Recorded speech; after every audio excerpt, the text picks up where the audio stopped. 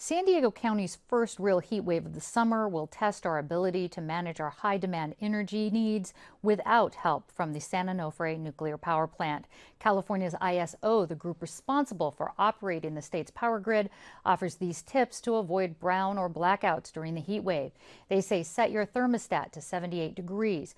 Don't use air conditioners or appliances between 4 and 6 at night. After work is the peak power usage time. Keep your refrigerator full and reset your pool pump to run overnight.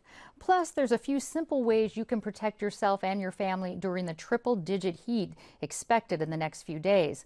Wendelien Anderson with San Diego's American Red Cross is here with some very practical ways to keep you and your family healthy. Wendelien, give us a few basic tips to be prepared for a power outage. Okay, what we recommend is to have an emergency kit available to you and your family, to have enough water that you can sustain that outage or heat wave, such as 1 gallon per person per day available to them, and you can keep that in your fridge and keep that fridge full. Yeah, keeping the refrigerator full helps lower the cost, but you don't want to necessarily do food if you're worried about a brownout. So 1 gallon of water and emergency kit. Let me ask you this: what are last year? I have to say there were 140 cases where the paramedics were called because of heat-related illnesses. What should people do? What are the signs of heat stroke and heat exhaustion? Definitely some common sense things to keep yourself and your family out of the heat. Stay out of the heat during the heat of the day. Only exercise or go out early in the morning or later in the afternoon or evening. And make sure that you utilize cool zones throughout the county and keep yourself cool if you don't have air conditioning in your home. Also, if you do experience symptoms and signs of heat exhaustion, they include fatigue, like exhaustion. They include the face changing color. It can be pale or red, flushed. Also, a person can feel nauseous or dizzy because of this. And sometimes you see someone will have heat cramps as the onset of having trouble with the heat, where your legs and your abdomen are spazzing, reacting to that heat. What you want to do is move that person to a cool location, cool them down with cool packs or wet washcloths, and give them sips of water. Don't have them chug water. It'll be too much too fast. If it doesn't work, I was going to ask, when do you call EMS? So you're doing these little first aid treatments, but there is a time to call 911. If that's not working and that person's refusing water, they might be vomiting. Their skin would remain very red and hot. Sometimes it becomes dry as the body can't produce sweat to cool the body down. You want to call 911 and get emergency personnel involved immediately. Let's go back to those cool zones. There's more than 100 in the county. You can certainly the blue and white polar bear sign, as we saw, that sort of tells you that that's one of the zones. They're at libraries, churches, community centers. People can call 211 for cool zone sites or go to the website coolzones.org.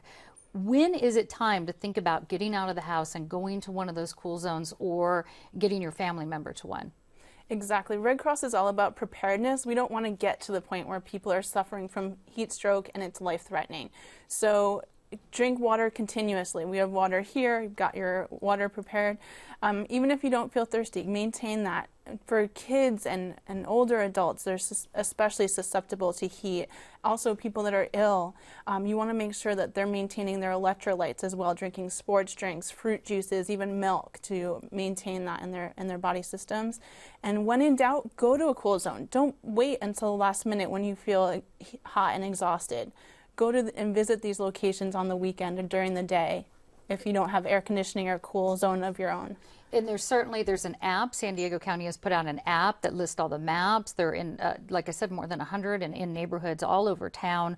What if you have a senior, a grandma, or somebody who is not living with you and you suspect that you need to get them to a cool zone? Do you talk them into it? How do you get them there? Well, maybe you can encourage them.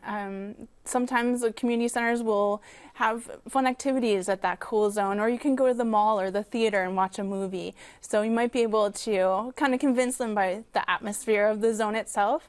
And speaking of apps, Red Cross also has a first aid app, which you can see right on your phone what to do in a heat-related emergency or disaster or other instances of emergency. Let's talk about the first aid kit. There's the gallon of water per person, and as you said, put that water into the refrigerator because it helps actually when there's more things in your refrigerator to actually save energy, but also a gallon per person. So we're expecting 3 days of heat. That'd be 3 gallons for each person in the family, each adult in the family.